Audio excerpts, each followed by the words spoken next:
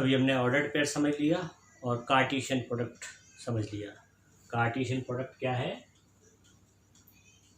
एक सेट होता है Cartesian product of two sets.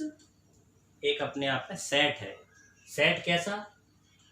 उसके जो एलिमेंट होंगे कार्टेशियन प्रोडक्ट के वो ऑर्डर्ड पेयर के फॉर्म में होंगे।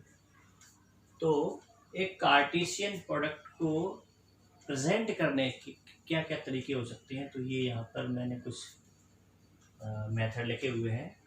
We can represent a Cartesian product in set form, in graphical form and diagrammatic form. Diagrammatic form में हम उसको एक एरो डायग्राम के थ्रू प्रेजेंट कर सकते हैं, वो यहाँ समझना है। तो सेट फॉर्म में तो आपको समझ में आ गया, वो सेट फॉर्म में कार्टेशियन प्रोडक्ट ऑर्डर्ड पेयर के सेट के फॉर्म में होता है, जहाँ हर एक ऑर्डर पेयर में फर्स्ट एंट्री सेट ए को बिलोंग करती है और सेकंड एंट्री सेट बी को बिलोंग करती है।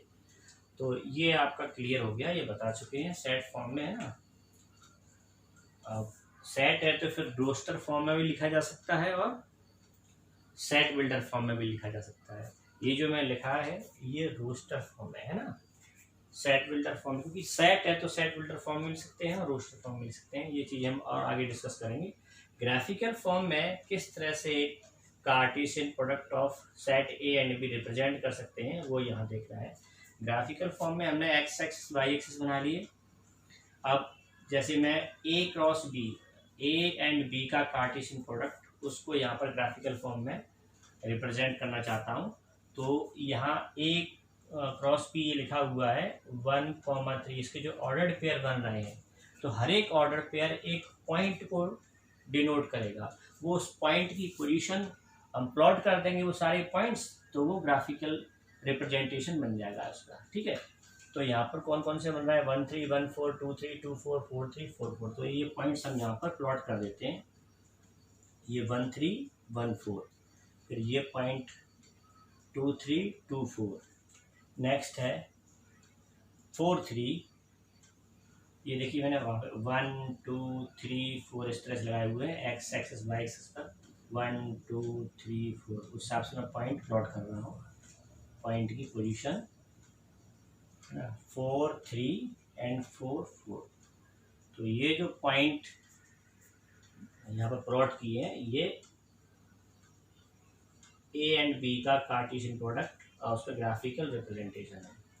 अब ये तो ग्राफिकल हो गया है ना, ये ग्राफिकल हो गया।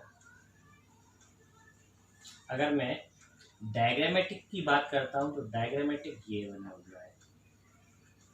यहाँ पर हमने सेट ए और सेट बी दो ऐसे ओवल बना लिए, जिनमें सेट ए में एलिमेंट 1 2 3 हैं और सेट बी में 3 2। एग्जाम्पल मैंने यही ले लिया। तो 1 और 3 आपस में रिलेटेड हैं, तो 1 का 3 से और 1 का 4 से इस तरह से एरो डायग्राम बना देते हैं। फिर 2 का 3 से, 2 का 4 से, ठीक है। फिर 3 का 3 से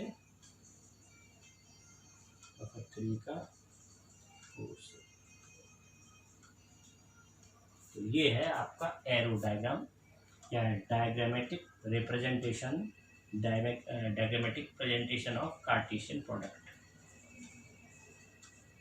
ऐसे डायग्राम को हम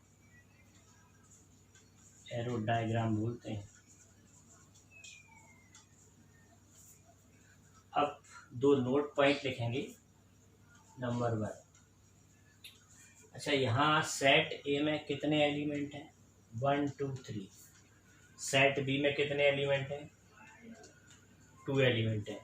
तो जब हम ए और बी के कार्टेशियन प्रोडक्ट की बात करते हैं, तो कार्टेशियन प्रोडक्ट अपने आप में एक सेट है, तो उसमें कितने एलिमेंट होंगे? यहाँ काउंट करें 1 2 3 4 5 6। ए में 3 एलिमेंट थे, बी में 2 एलिमेंट थे, 3 2 जा 6। तो ए और बी के कार्टेशियन प्रोडक्ट में टोटल 6 एलिमेंट आएंगे। तो ये एक रूल बन जाता है, if number of element in the set A M and number of element in the set B, suppose कर लो n, therefore number of element in A cross B will be M n। ठीक है, आप दोनों set के जितने भी element हैं उनको आपस में मल्टीप्लाई करेंगे तो आपको वो संख्या मिल जाएगी जिसमें आपको पता चल जाएगा कि ए और बी के कार्टेशियन प्रोडक्ट में कितने एलिमेंट होंगे। Note number 2, if A is empty set और बी इज एम्प्टी सेट, या तो ए एम्प्टी है या फिर बी एम्प्टी है, या फिर दोनों के दोनों एम्प्टी हैं, देन ए क्रॉस बी या ए और बी का जो कार्टेशियन प्रोडक्ट है वो भी एक एम्प्टी सेट होगा। तो दोनों में से अगर कोई भी सेट एम्प्टी सेट है, नल सेट है या वाइड सेट है तो फिर उनका कार्टेशियन प्रोडक्ट भी एक एम्प्टी सेट होता है, उसमें कोई भी ऑर्डर्ड पेयर नहीं होगा।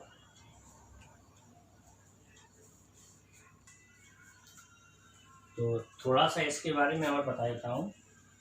तो मैंने सेट ए और बी, अगर हम बी और ए के कार्टेशियन प्रोडक्ट में नंबर ऑफ एलिमेंट्स की बात करें तो बी में 2 है, ए में 3 है, इसमें भी टोटल 6 एलिमेंट होंगे। अगर हम ए और ए के कार्टेशियन प्रोडक्ट की बात करें तो ए में कितने हैं 3, बी में कितने हैं 3, दोनों में 3 3 हैं, इसमें भी 3 हैं, सेम उसी सेट के साथ कार्टेशियन प्रोडक्ट ले रहे हैं तो 3 3 या 9। तो ए और ए के कार्टेशियन प्रोडक्ट में टोटल कितने एलिमेंट होने चाहिए 9। तो क्या यहाँ पर 9 है, काउंट करते हैं 1 2 3 4 5 6 7 8 9, ठीक है। और बी के कार्टेशियन प्रोडक्ट में टोटल एलिमेंट कितने होने चाहिए, तो 2 इसमें है, 2 इसमें, तो 4 एलिमेंट होने चाहिए, और वो देखो 4 एलिमेंट ही मिल रहा है। तो इस तरह से हम इस फॉर्मूले के थ्रू ये पता कर सकते हैं कि दो सेट के कार्टेशियन प्रोडक्ट में टोटल नंबर ऑफ एलिमेंट्स या total number of ordered pair कितने आएंगे।